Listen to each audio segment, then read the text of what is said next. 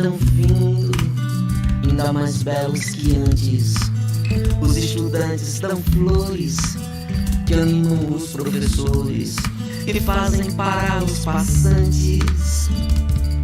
Dezenas, centenas, milhares espalham com seus celulares os beijos que dão em seus pares, o que aos soldados parece irritante. Os estudantes são fortes, não temem o carro da morte e os gritos dos comandantes. Sabem que são viajantes e vão inventando o destino, que é como eles, menino, e muda a todo instante. Sabem que são estudantes e isto é da vida aos desejos mais puros e inquietantes. Sabem que em seus restaurantes merenda não cai do espaço. Sabem que régua e compasso são o braço dado do amigo. E esse abraço antigo eu peço, comigo você cante. O mel da mocidade é o céu dos governantes. Melhor ocupar a cidade. Escolas, ruas, palácios, jardins, praças, espaços pra tornar as mentes pensantes, mostrar que são meliantes, os assaltantes do futuro, que fazem o presente tão duro pra vida dos estudantes.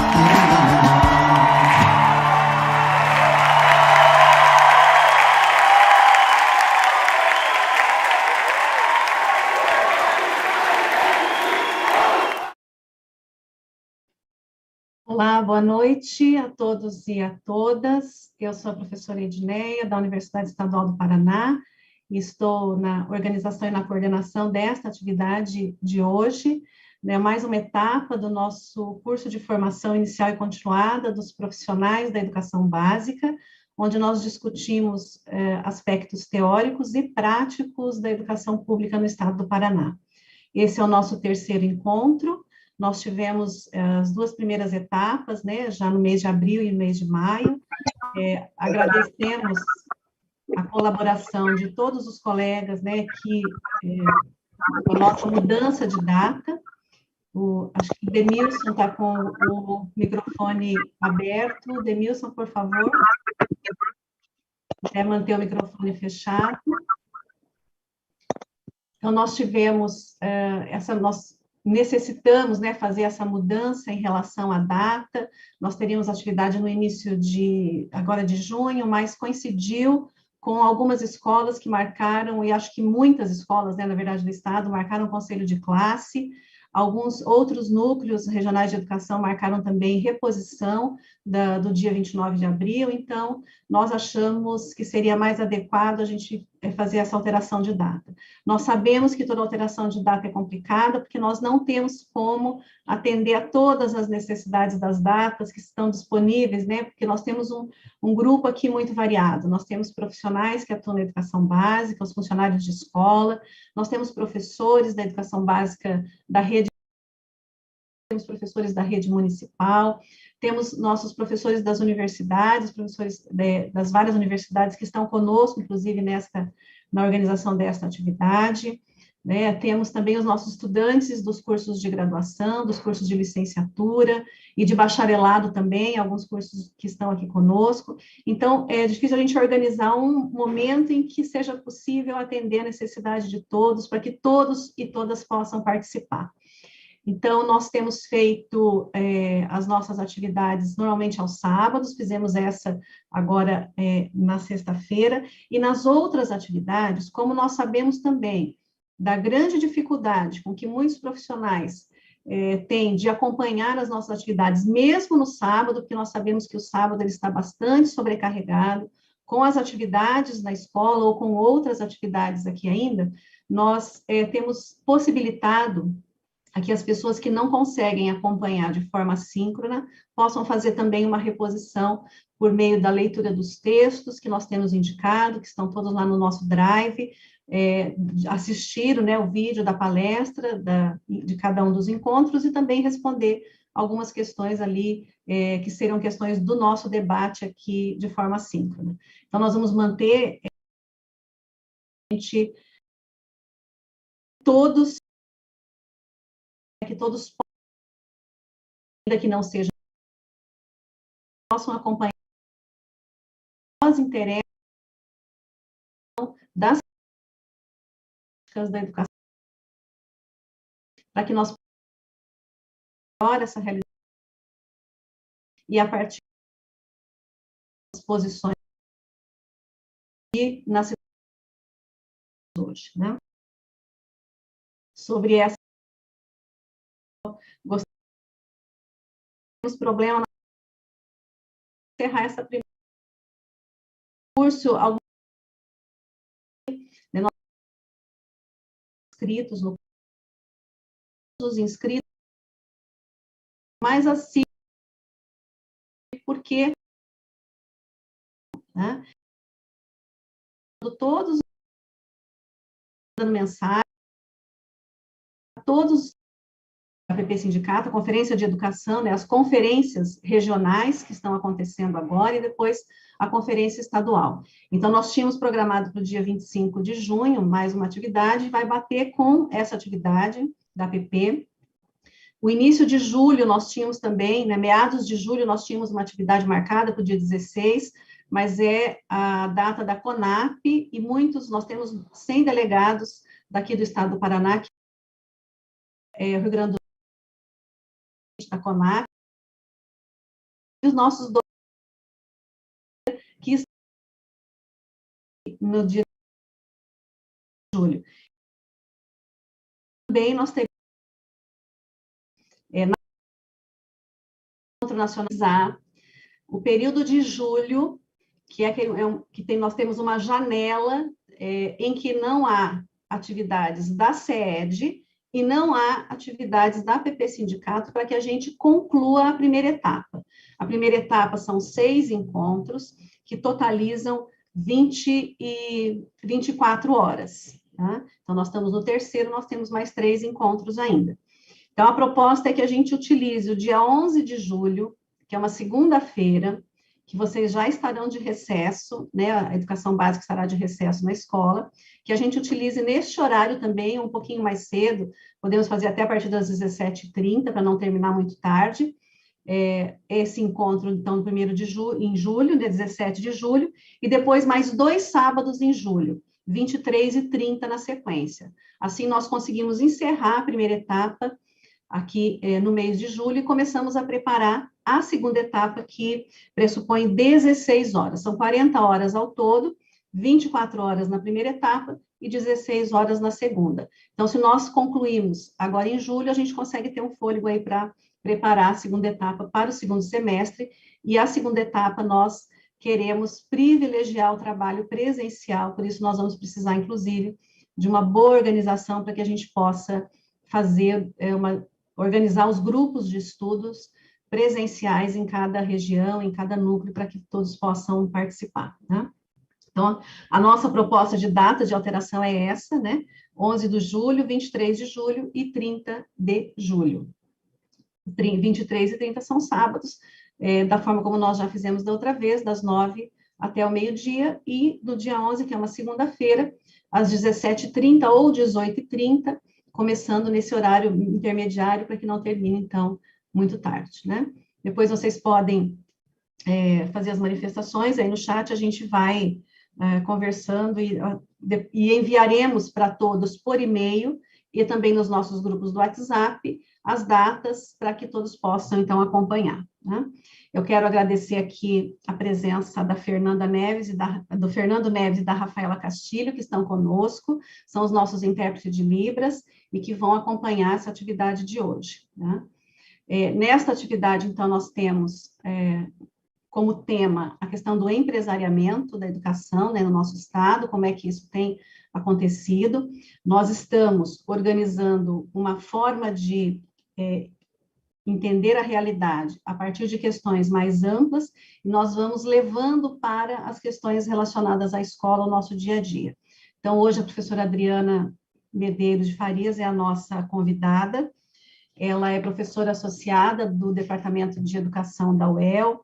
A Adriana é integrante do Fórum Paranaense de Educação de Jovens e Adultos, atua na região de Londrina, do Fórum da região de Londrina, líder do grupo de pesquisa e educação Estado Ampliado e Hegemonias, e a professora Adriana está concluindo agora o seu pós-doutorado com esta temática, né, tem estudado esse processo de empresariamento da educação no nosso estado.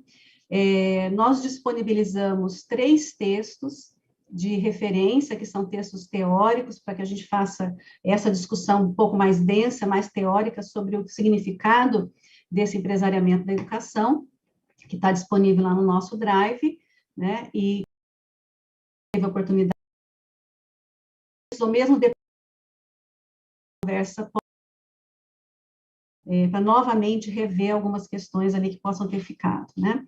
Então, são 3 textos que procuram analisar essa questão um pouco mais ampla, mas também afunilando para a questão da escola, e por isso um outro material que está ali, que traz alguns elementos de um outro curso que nós fizemos junto ao PP Sindicato, e que também tem essa discussão. Então, professora Adriana, seja bem-vinda. Adriana a dinâmica desta atividade vai ser a mesma da atividade que nós fizemos da última vez. A professora Adriana terá 1 hora para a sua exposição teórica. Nós abriremos, ao final da exposição da professora Adriana, nós vamos encerrar a transmissão nas redes sociais da PP Sindicato e vamos continuar com o debate aqui no Zoom. Nós abriremos para algumas intervenções neste grande grupo, estamos em 125 pessoas por enquanto.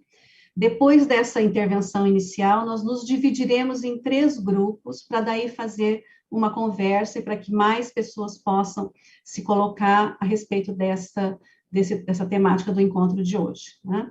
A lista de presença vai passar só no Zoom, então é só para quem está participando no Zoom, e aqueles que não puderam e que tiverem alguma dificuldade, depois vão ter a oportunidade de uma reposição, caso não participem de forma síncrona, né?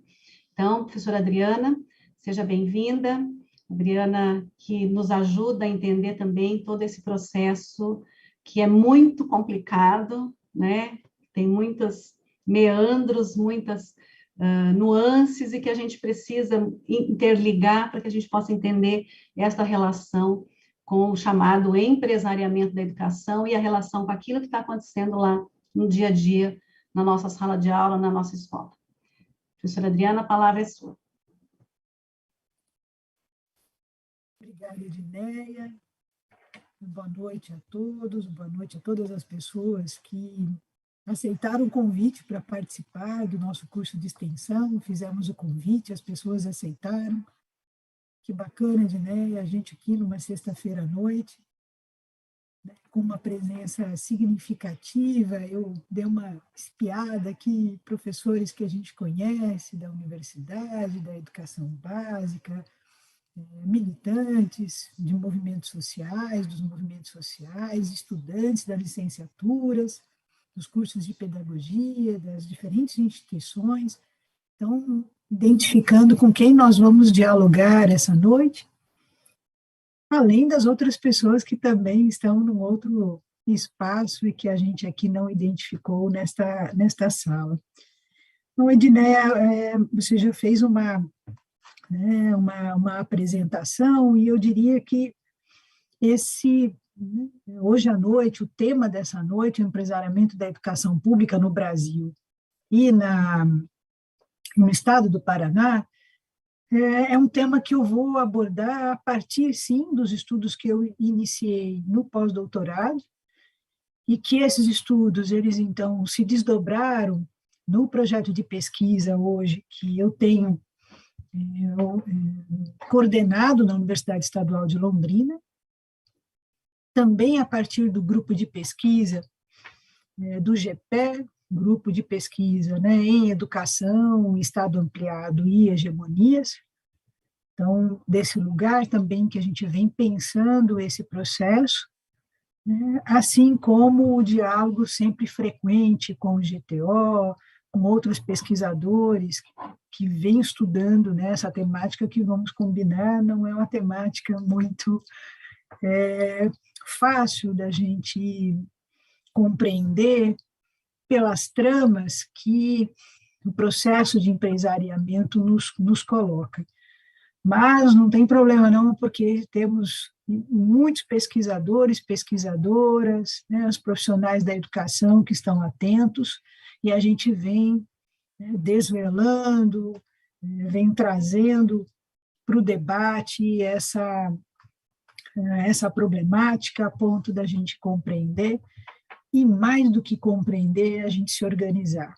Então, a ideia é que hoje à noite a gente pudesse tecer, sim, algumas considerações com relação a essa temática, indicar possibilidades de aprofundamento, explicitar a forma pela qual eu venho pesquisando. Então, estou ancorada em que metodologia de pesquisa, e, ao mesmo tempo, trazer para o diálogo o que é que está acontecendo no Paraná, na organização das políticas educacionais, que boa parte dos trabalhadores e trabalhadoras da educação tem conhecimento, tem sido submetido a essas formas empresariais de organização da educação.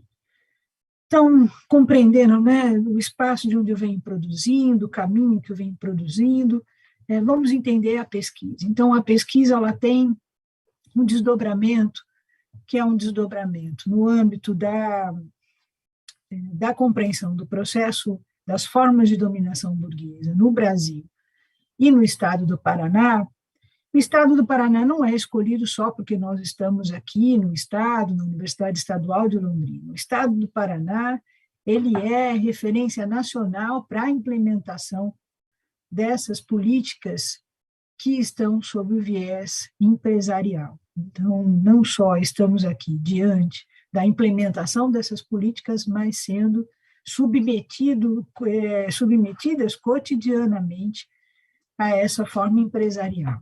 Bom, seria importante uma primeira ideia que vocês tiveram acesso a partir do texto que foi sugerido para a leitura, que é a ideia de conglomerados de aparelhos privados de hegemonia empresariais, e o quanto essa ideia de conglomerado de institutos, fundações e organizações, essa ideia ajuda a entender a articulação entre e o processo de organização dos institutos, das fundações e das organizações que nós temos notícia no Brasil e no estado do Paraná.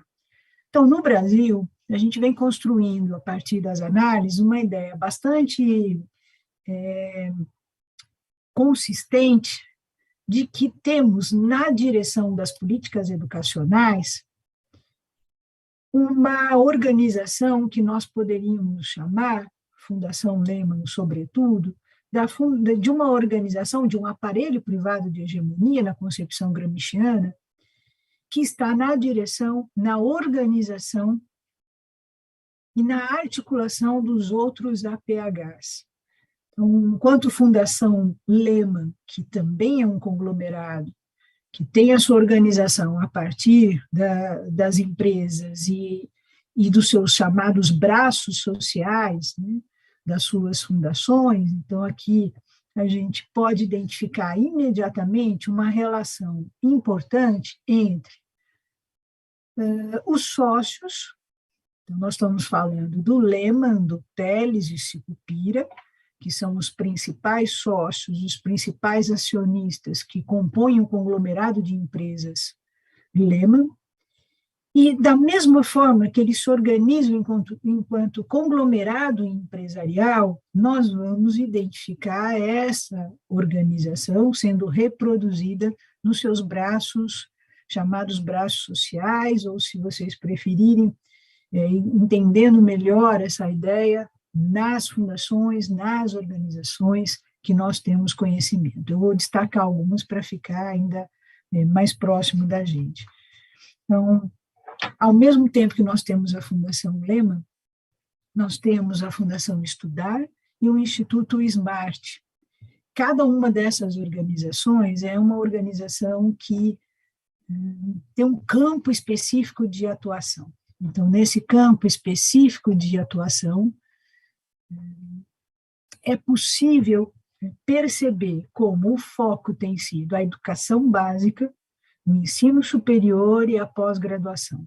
Então, essas três organizações, muito bem articuladas há mais de 20 anos, são organizações que se destacam com ações, com projetos, com programas, que têm por ação central a juventude do ensino fundamental, então ali dos adolescentes, Fundamental 2, depois nós vamos para ensino médio, e na sequência também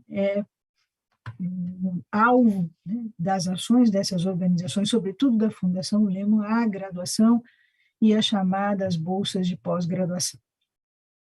Ao mesmo tempo que a gente identifica quem são os sujeitos com os quais as organizações atuam, nós identificamos também quais são os campos de atuação. Então, essas organizações, elas conseguem abarcar da educação infantil ao ensino superior, conseguem abarcar, então, a oferta de formação continuada, a oferta da gestão, da formação do gestor escolar, de uma ingerência total, quase que uma intervenção na organização curricular, nas práticas docentes.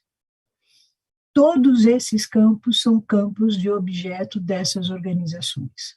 Quando não são diretamente executadas essas ações por estas organizações, por esses APHs, eles têm, então, uma articulação ampla com outras organizações que nós entendemos num processo de capilarização e, ao mesmo tempo, com empresas. Então, não há todas essas ações, esses programas e projetos, eles não são realizados somente por esse conglomerado, mas por toda a trama que ele constitui. E ainda para ficar mais evidente, essa ideia de trazer a empresa como uma organização social que tem que ser reproduzida na forma pela qual a educação deve funcionar, nós identificamos em todas as características, vamos chamar assim, que a Fundação Lehman atribui aos projetos que ela tem dirigido ao longo dos últimos 20 anos. Então, alguns elementos fundamentais para a gente aqui organizar um pouco o pensamento essa noite. Primeiro, entender essa ideia que é da articulação entre e da organização dos APHs. Outro elemento que deriva dessa articulação é a reprodução da empresa como uma organização social, da qual os APHs querem que a educação seja, então, reproduzida, né? Então, fazer com que a escola funcione exatamente como se funciona uma empresa, porque é esse o modelo que é reproduzido no espaço educacional.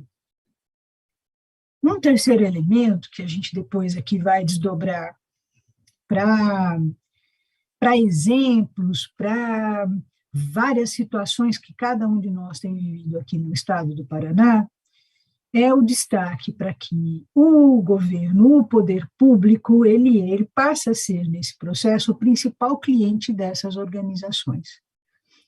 Então, não há nenhuma outra intencionalidade, ainda que o anúncio na página dessas organizações seja um anúncio de uma organização sem fins lucrativos, suprapartidário, de uma organização que está completamente preocupada com os fins de uma educação de qualidade, que a gente não se engane ou que a gente não incorpore essa ideia sem uma análise crítica, porque são todas organizações empresariais e que não abririam jamais da sua perspectiva de organização, que ainda que sem fins lucrativos, não poderia deixar de ganhar com as suas ações, os seus projetos, os seus programas. É possível pensar isso de uma organização que tem por característica a denominação de sem fins lucrativos? Sim.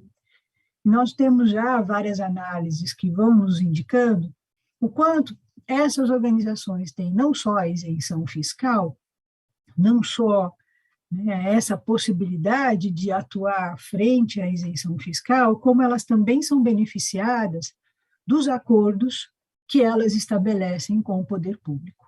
Se não diretamente, são beneficiadas, sim, a partir da conexão que se estabelece entre outros APHs e empresas.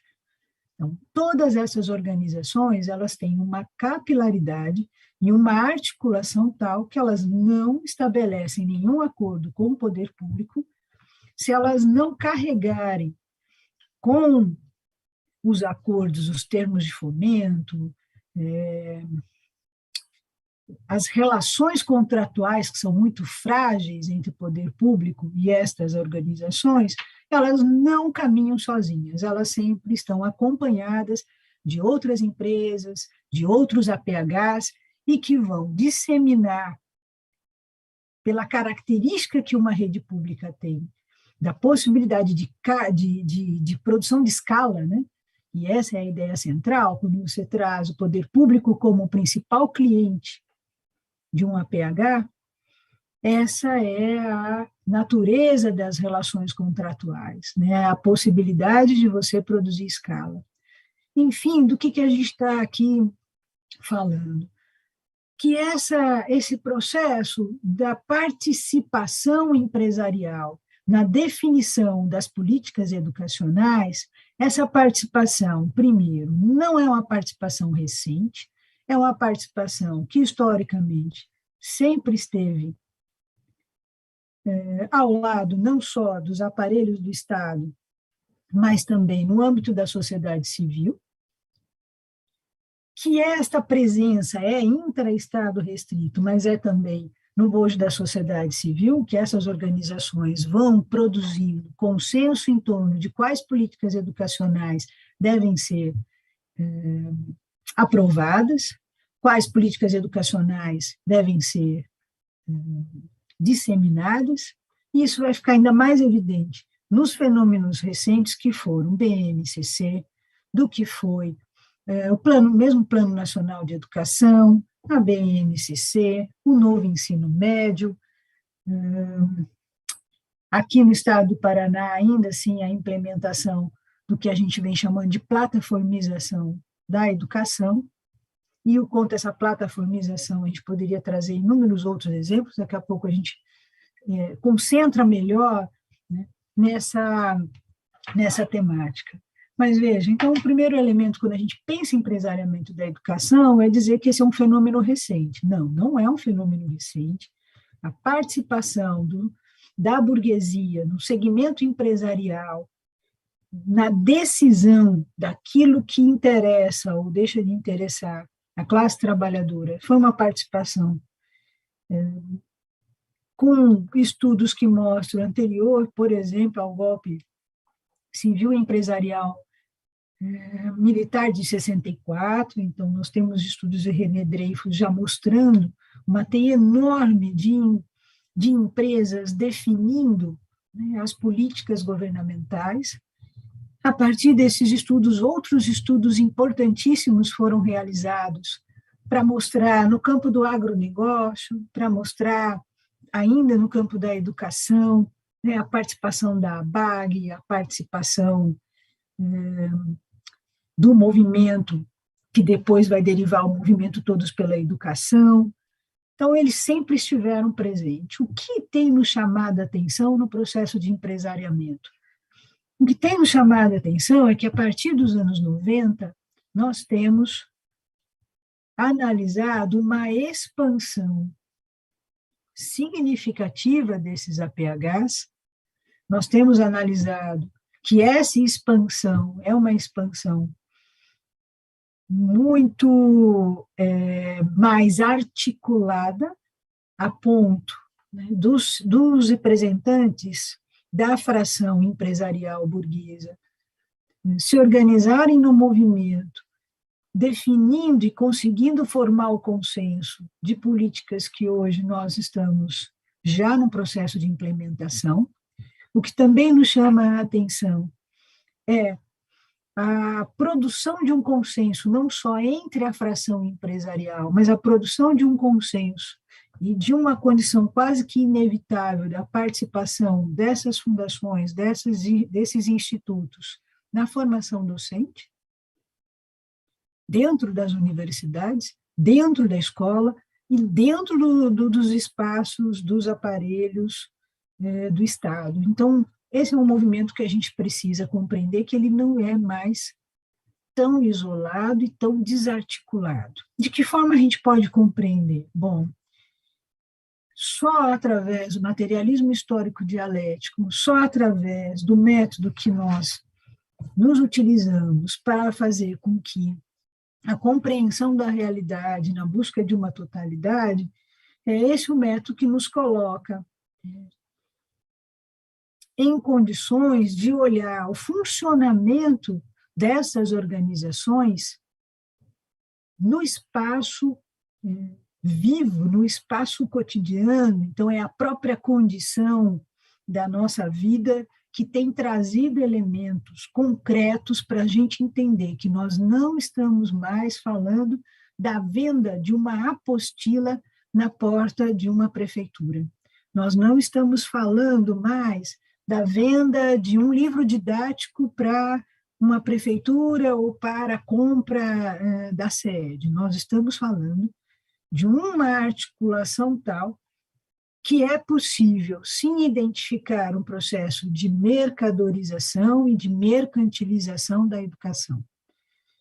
Se trata, sim, de um projeto de empresariamento, se trata muito mais de um projeto de sociedade em curso, de um projeto de educação em curso, e que, para o seu desvelamento, a gente precisa dar ainda um outro salto, que é de sair dessa análise das experiências, que é uma análise importante, do mapeamento, que é uma análise importante, mas entender que não se trata de casos isolados, ou de casos pontuais, ou de um processo de apostilamento, ou de um processo de venda do que eles chamam de sistemas de ensino, de forma não correta, mas é assim que eles denominam. Não se trata mais desse tipo de relação pontual. Se trata de um processo de escala de venda do que é possível, em algumas análises, chamar de mercado de soluções pedagógicas, e no pacote vem tudo aquilo que o poder público pode apontar como dificuldade ou como um limite para a implementação de uma determinada política pública. Bom, mas a gente vai, então, trazendo os conceitos-chave para fazer essa análise e, ao mesmo tempo, apontando como é que ele se verifica no nosso cotidiano, na nossa prática educativa, na produção das políticas educacionais. Não é possível analisar uma política educacional sem nós analisarmos quais são os projetos que estão em disputa, os diferentes projetos dos diferentes segmentos das classes sociais. Se nós não identificarmos que projetos estão em disputa, nós vamos começar a achar que não há muita diferença entre a defesa que o movimento Todos pela Educação faz, de uma educação, de todos pela educação, e a diferença que nós fazemos de uma educação pública, laica, gratuita, de qualidade para todos. E todas com gestão pública, né, e democrática. Se nós não, nesse momento, não conseguirmos diferenciar que nós estamos em campos distintos, com projetos de sociedade e de educação distintos, a gente corre o risco, inclusive, de apoiar essas organizações. A gente quem? As universidades, os departamentos, os grupos de pesquisa, o movimento sindical, os partidos, né? E esse é um risco de achar que nós temos que somar com essas organizações, porque, aparentemente, elas estão fazendo uma defesa de pautas que são pautas que nós historicamente defendemos. Não só não estamos no mesmo campo, como as nossas pautas são completamente distintas. E essa diferenciação é uma diferenciação importante, porque só a história do movimento Todos pela Educação já revela que nessa conformação de diferentes organizações que vão se concentrar num movimento que é a expressão da confluência de interesses e de projetos que estavam em curso no Brasil, e que, sim, vão ocupar espaços desde sempre, né, junto aos diferentes governos que nós tivemos nos últimos tempos, essa diferenciação é fundamental para entendermos que, nos próximos anos, nós não vamos poder coadunar com esse tipo de projeto que o movimento Todos pela Educação, por exemplo, nos traz frente à BNCC, frente aos arranjos de desenvolvimento, frente ao que a gente entende por financiamento da educação, que nós entendemos como formação docente, a formação do pedagogo, e aqui vocês já devem estar identificando todas as políticas em curso, para não deixar de falar também do novo ensino médio, que é uma das principais pautas, a educação de jovens e adultos, a educação do campo, a educação escolar indígena. Essas organizações, elas não estão escolhendo, nesse momento, só um foco para atuar, ou só um campo de atuação. Elas estão presentes em todos os campos, simultaneamente, e da forma mais capilarizada que a gente poderia imaginar que, nesses últimos 20 anos, eles alcançariam. Do que é que eu estou falando, né?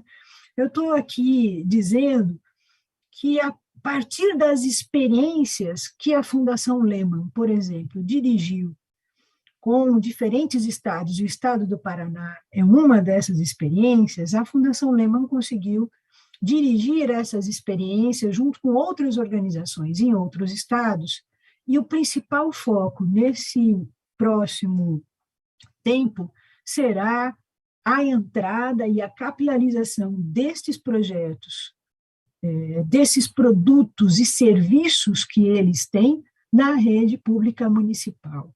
Se a gente pensar, 399 municípios no estado do Paraná não é um mercado qualquer para ser ocupado.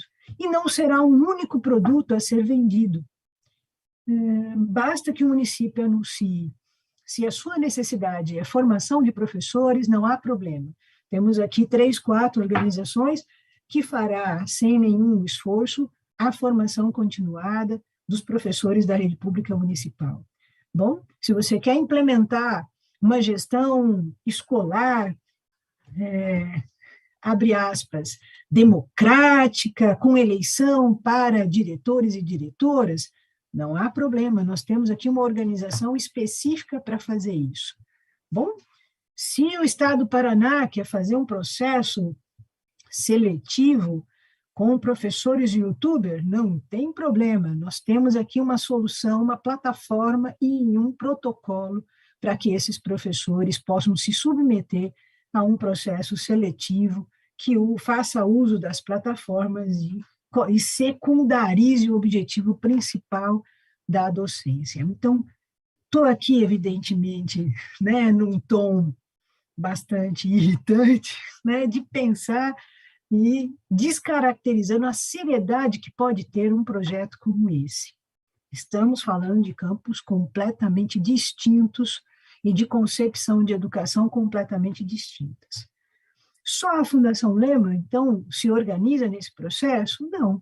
Então, a gente poderia chamar aqui várias frentes móveis de ação e identificá-las como elas funcionam no âmbito nacional e no âmbito estadual. Então, fazendo esse movimento para que a gente entenda, nunca é só uma ação isolada, mas, ao mesmo tempo, é uma ação que tem, sim, um projeto já encaminhado e aprovado no âmbito nacional, e, ao mesmo tempo, como ele é fruto de um experimento, fruto de uma primeira experimentação em alguns estados. E aí, os estados são...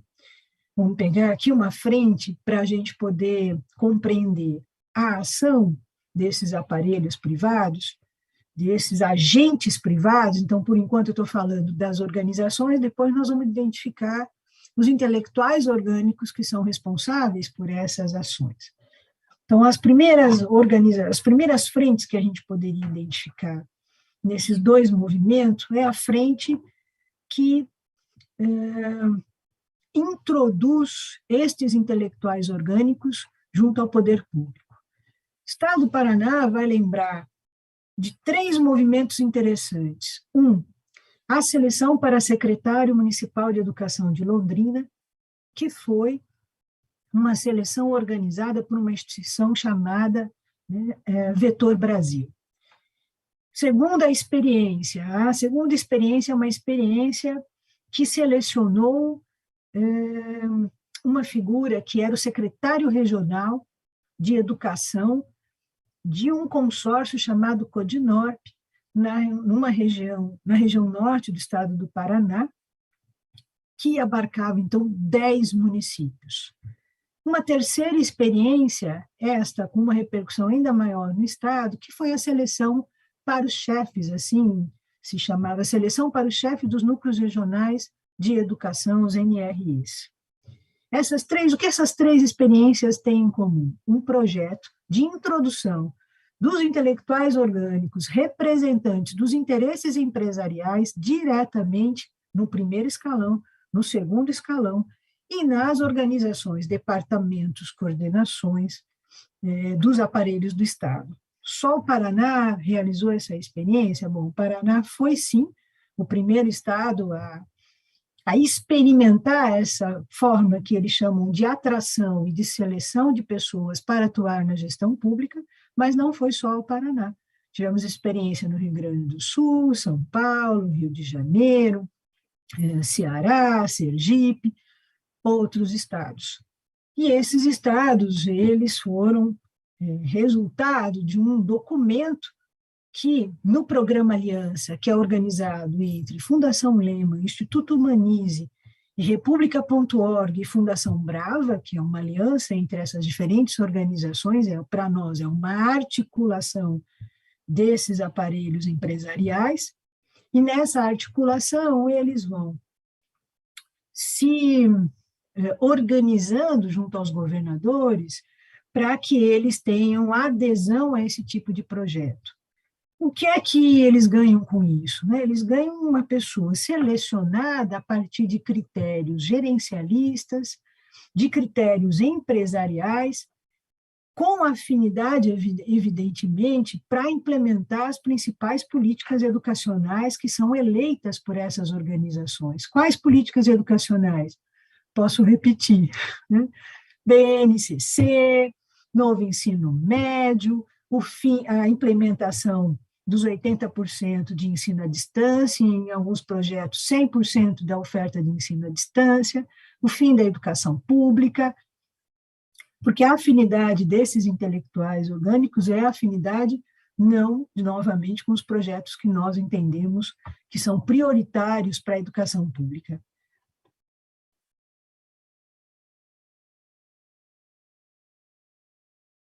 Esses são os projetos, faltou água aqui, esses são os projetos que eles têm já de antemão o compromisso de implementar. Então, veja, assim como, né, aqui numa citação literal, gente certa no lugar certo para implementar as políticas que o determinado poder público, que um determinado governante quer que se implemente.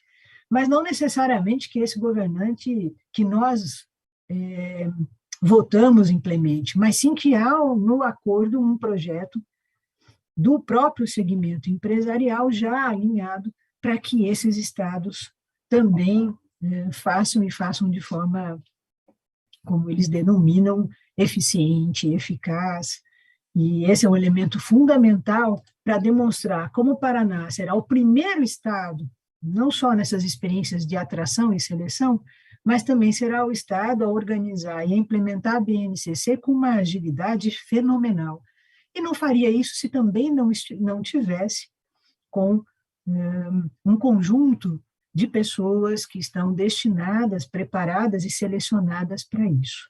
Nós sabemos que esse processo de atração e de seleção de pessoas para atuar na gestão pública é um processo falacioso, ainda que o anúncio desta seleção é o anúncio de que é uma seleção apartidária, que o critério é técnico, que a banca é constituída por pessoas externas à organização, e porque nós sabemos que é falacioso, porque tanto na experiência de Londrina quanto na experiência do Codinорp, a banca foi constituída pelas mesmas, praticamente, exceto uma pessoa, pelas mesmas pessoas. Quem? Representantes do poder público estadual, representantes do poder público municipal, do movimento Todos pela Educação, do FNDE, da Frente Parlamentar Mista de Educação. São essas as pessoas que fizeram a composição da banca nas duas primeiras experiências. A experiência para Núcleo Regional de Educação, há o indicativo de que constituíram uma banca com especialistas para que a seleção ocorresse. Ao final, sabemos que não houve permanência nos núcleos regionais de educação daqueles que foram selecionados por esse processo, e sim que permaneceu a indicação da base política eleitoreira do governo Ratinho, e que a experiência dos núcleos de seleção e atração para os núcleos regionais de educação evidentemente não se pautou por critérios técnicos e muito menos apartidários. Dessa experiência, há sim um relatório bastante consistente que a gente pode analisar e que ela será reproduzida rapidamente junto aos 399 municípios. Esse é o próximo passo na implementação para diretores e diretoras, não só na rede pública municipal, mas há um processo em curso, há um projeto em curso de que isso aconteça na rede estadual, de que esses diretores, e aí na gestão escolar, uma interferência direta de que essa seleção ocorra da mesma forma.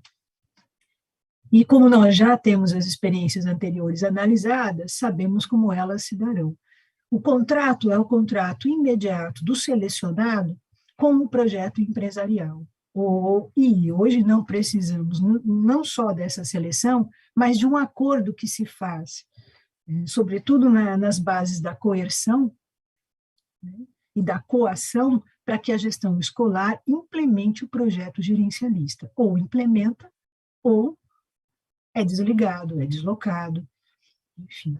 Os mecanismos, né, então, entendendo como é que nós vamos operar, a ideia e não só a ideia, mas o conceito de Estado ampliado, e nessa ideia do conceito de Estado ampliado, um conceito gramsciano importante, que a gente vem utilizando para compreender as relações que se dão no âmbito da sociedade civil e no âmbito da sociedade política, todo o processo de construção das políticas educacionais, e citei algumas delas anteriormente, são processos que nós não podemos analisar isoladamente daquilo que se passa no âmbito das fundações e das organizações e daquilo que se passa no âmbito dos aparelhos do Estado, daquilo que se dá no âmbito da SED, no âmbito do MEC, dos conselhos nacionais, a partir dos aparelhos coercitivos, porque esta é uma relação que é uma relação imbricada, tanto no âmbito da sociedade civil quanto no âmbito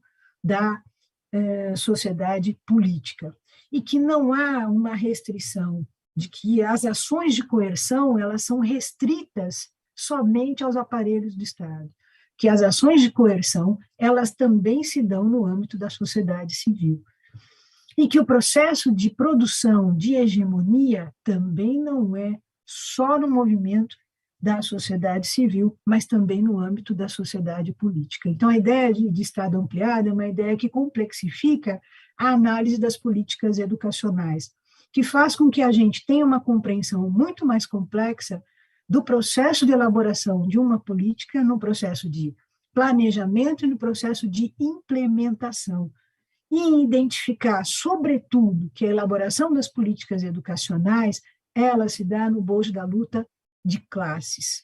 E se nós não identificarmos que nós estamos no bojo da luta de classes, a gente corre o risco de achar, ou de pensar, ou de simplificar o que significa, principalmente, o consenso em torno de uma base nacional, o que significa construir em torno da BNCC um dos acordos empresariais mais bem articulados que nós tivemos, e nós temos que reconhecer isso, que inicialmente não era, e na correlação de forças perdemos, e que agora cabe fazer a destruição e revogar imediatamente esse projeto, não só da BNCC, mas concordo com o hashtag revoga tudo, né? Que nós temos que, nesse próximo momento, lidar com a destruição total dessas políticas educacionais que só estão em curso para destruir a educação pública. Bom, feita essa consideração, é para entender que não é o fim que essa articulação entre as organizações empresariais não é o fim da história, muito pelo contrário, é pensar que a história está, sobretudo, em movimento, que nós temos, então, que compreender os mecanismos de dominação para se organizar no bojo da escola. Que quando chega lá uma formação na escola, de uma determinada fundação, mas é só uma fundação, é só uma organização. Imagina o que é essa plataforma que a SED vem implementando. É uma plataforma de coerção, é uma plataforma de controle, e é uma plataforma que, de fato, destrói a autonomia do processo educativo. E ela não só tem este fim, como ela tem uma outra intenção, que é a primeira. O processo de mercadorização e o processo de mercantilização é, pois, para nós, um elemento fundamental para entender todos os gastos que têm sido feitos com estas organizações, com as empresas contratadas, com os institutos contratados para implementar essas políticas educacionais. Bom, esses elementos não podem ser analisados, então o processo de plataformização, e aí a gente pode entrar agora no âmbito da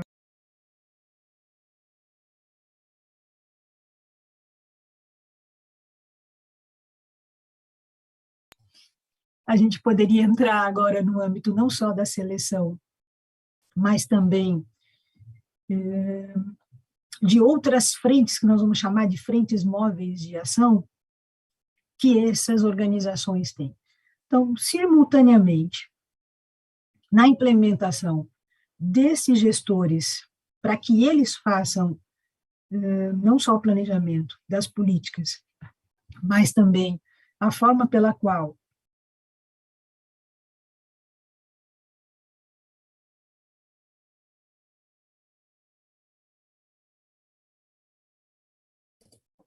uma semana de aula na sexta, só podia dar nisso, né? Sexta-noite a avó já está indo embora. Não tem problema. Vamos organizando aqui. Vou ver uma pastilha aqui.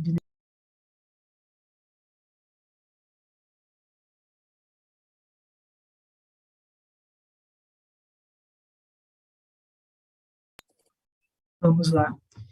Entender, então, que nós temos as pessoas específicas para fazer essa implementação, mas que elas também são responsáveis no processo coercitivo de produzir uma certa adesão, né, a um projeto que está em curso.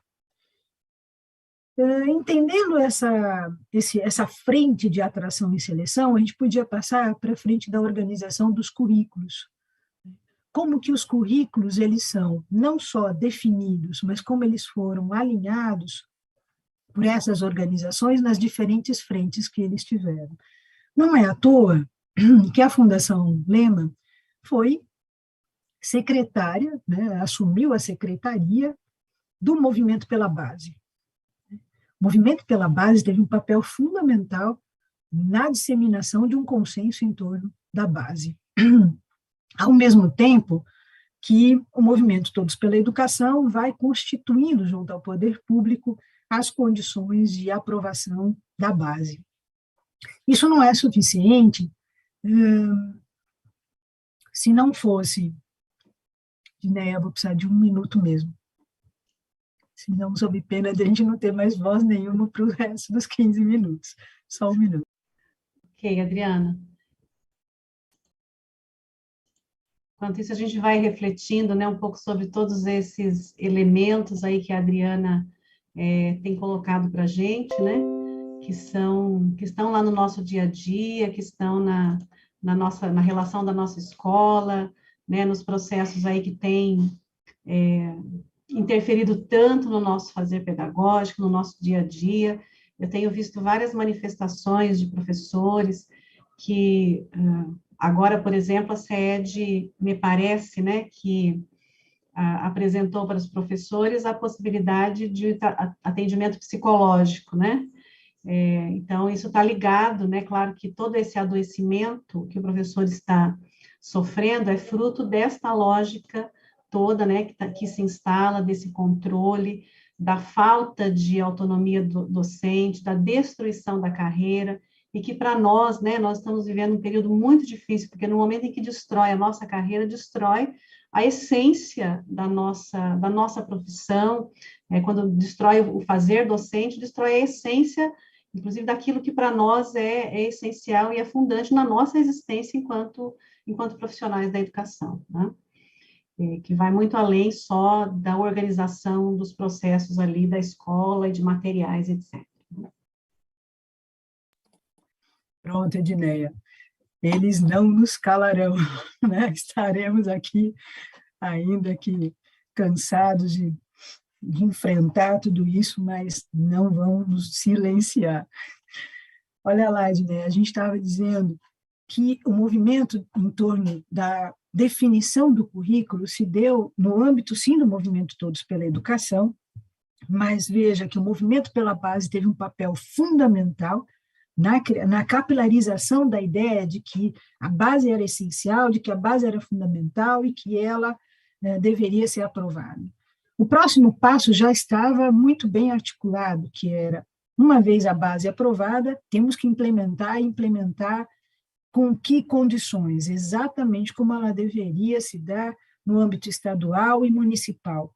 Para isso, não teve nenhum problema a criação do Instituto Reúna, para isso não teve nenhum problema empresas que já vinham se especializando na assessoria junto aos municípios e estado, e essas empresas, ao lado dos APHs, fizeram com que a base imediatamente fosse construída. Não preciso dizer que isso aconteceu no estado do Paraná, porque está lá nas páginas da CED, com todas as letras, como foi que o Instituto Reúna participou da elaboração, da assessoria da base. Então, ao lado aqui, Elos, Matema, Sincronize Educação, 3 organizações importantes, 3 empresas que são fundamentais para a implementação da base, cada uma na sua especificidade, mas cada uma com um pacote importantíssimo de soluções. E nesse pacote de soluções, é fundamental que a gente entenda que há uma perda da autonomia docente, né? Uma perda da autonomia do planejamento docente. E aqui pensando que também, como proprietária da Fundação Lehman, fica a revista Nova Escola, Gestão Escolar, que oferece aos docentes imediatamente todos os planos de aula que os docentes necessitam, na verdade não necessitam, mas que eles vão consensuar de que já estão prontos em consonância com a BNCC. Então, se nós entrarmos na página da Gestão Escolar da revista Nova Escola, nós verificaremos esse conjunto abusivo de planos de aula prontos para que os professores não precisem pensar, organizar e planejar. Então, a destituição da autonomia docente. Bom, se ainda assim você se recusar a implementar a base e exercer a autonomia, nós podemos instituir o CREP, ou podemos instituir uma plataforma da qual você não tem outra escolha senão selecionar o currículo, selecionar o objetivo, selecionar o conteúdo que está determinado. Isso é o que acontece no estado do Paraná. E aí, mais uma vez, ferindo as condições docente de planejamento.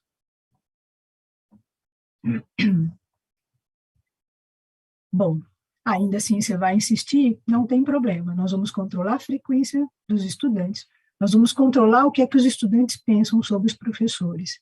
E aí nós vamos para a avaliação, que recentemente no estado do Paraná foi instituído que os estudantes escolhessem aquilo que não tem um termo muito melhor para dizer, a não ser desprezível processo, que fere qualquer avaliação mais séria, né, do processo de ensino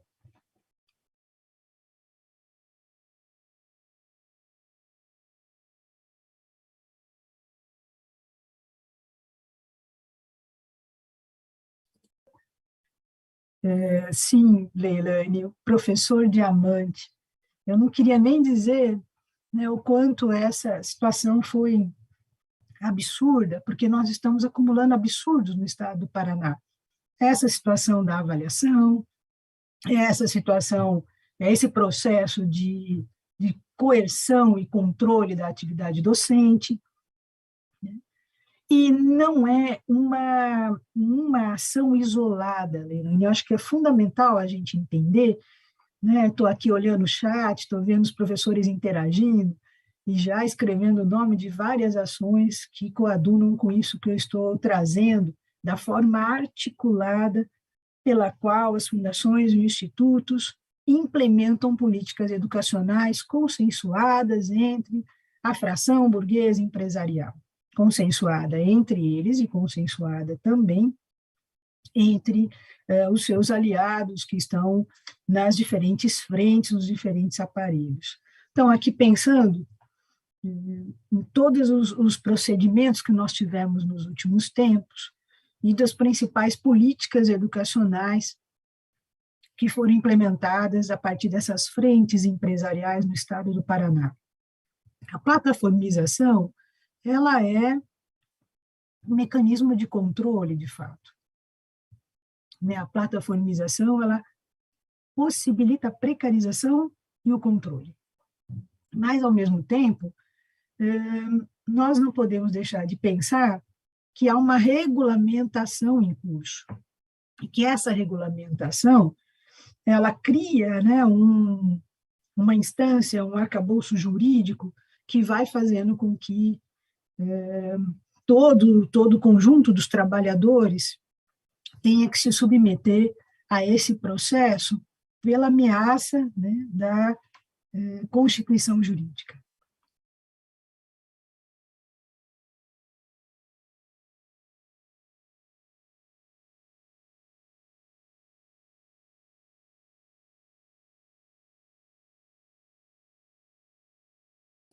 faltava a gente aprofundar, Edneia, mais um elemento importante, né, que não é só esse arcabouço jurídico que vem sendo passado com muita facilidade nos conselhos nacional, estadual e municipal.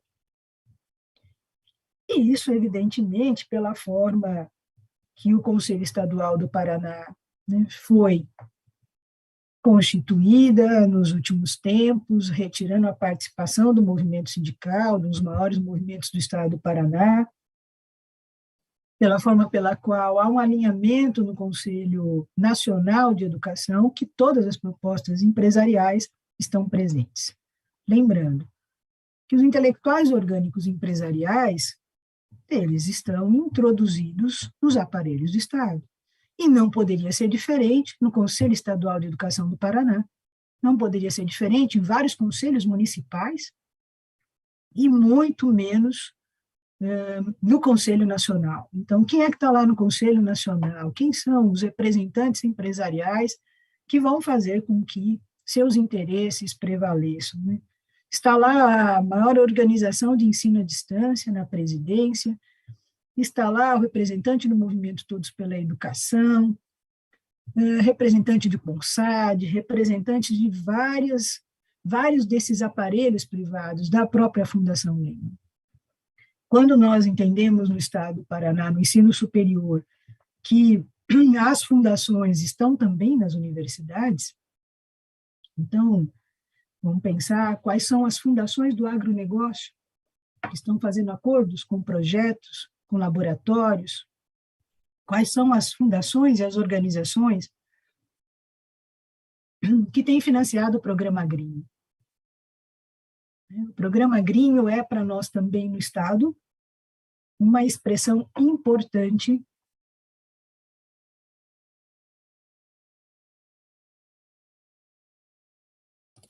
o agronegócio é, para nós, neste Estado, uma expressão importante da capilarização de uma ideia por meio do Programa Agrinho na educação básica, da inevitabilidade de um único projeto de organização, de um único projeto de formação da nossa juventude, né? Com a falácia de que o tema principal é a preservação do meio ambiente, quando, na verdade, a organização que financia o Agrinho é a principal vendedora de veneno, não defensivo agrícola, de veneno.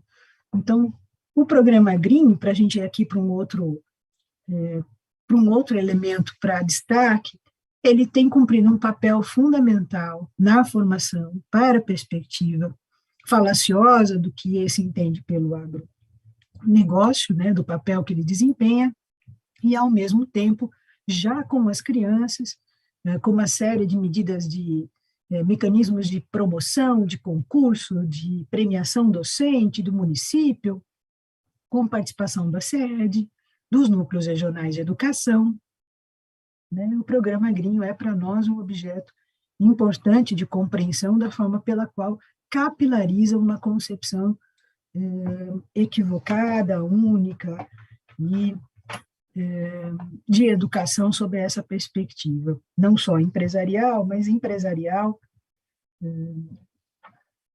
já na vertente do agronegócio.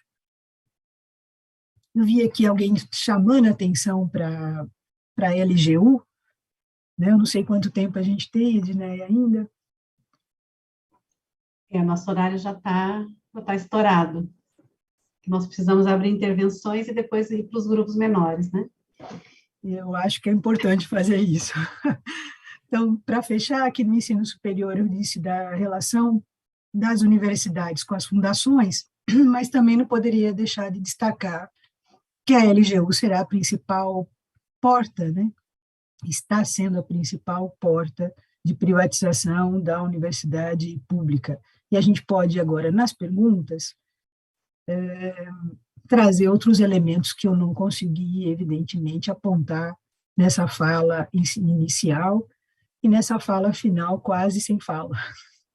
né? Então, agradeço pelas considerações, são considerações, de fato, iniciais para a gente poder ir para o debate, Edneia. Peço desculpas aqui pela ausência de condições finais aqui. Imagina, Adriana, nós sabemos, né, nós que estamos em sala de aula, sabemos o que é chegar no final da semana com toda essa carga, né, que a gente tem de atividades e ainda poder fazer uma síntese, como a Adriana fez aqui, de forma brilhante, né, conseguir interligar toda essa trama, né, conseguir apresentar para nós toda essa trama e que nós vemos de forma muito fragmentada no nosso dia a dia. Claro que cada um dos profissionais da educação, às vezes, sentem de forma diferenciada cada um desses elementos que a Adriana colocou aqui. Nós agradecemos, então, muito a exposição da Adriana, a sua disposição em fazer esse trabalho conosco. Eu encerro aqui a transmissão pelas redes sociais da APP Sindicato.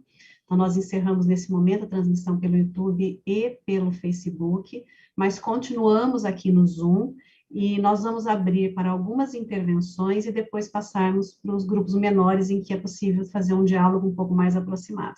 Então, quem nos acompanha nas redes sociais, agradecemos aqui a participação de todos vocês e nos procurem, né, daqui no dia 11, então, de julho, nós teremos o nosso terceiro encontro, onde o tema da discussão vai ser especificamente o ensino médio, a reforma do ensino médio, trazendo todos esses elementos daí que a Adriana tem chamado a atenção, mas especificamente para a questão do ensino médio, empreendedorismo, projeto de vida e todo esse conjunto que a gente tem vivenciado.